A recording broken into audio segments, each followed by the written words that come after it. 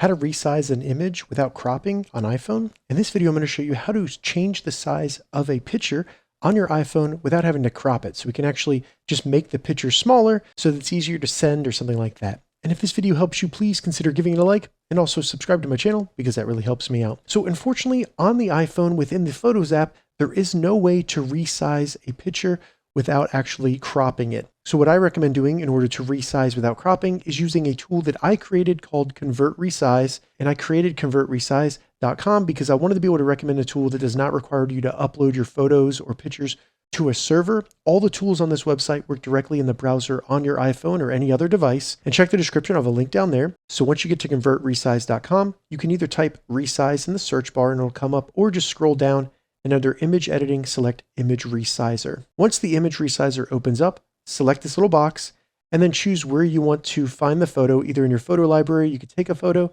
or choose a file. So I'm going to do a photo library. Find and select the photo on your phone and then select done. And then after that, it's going to show you the current size and the actual file size right there.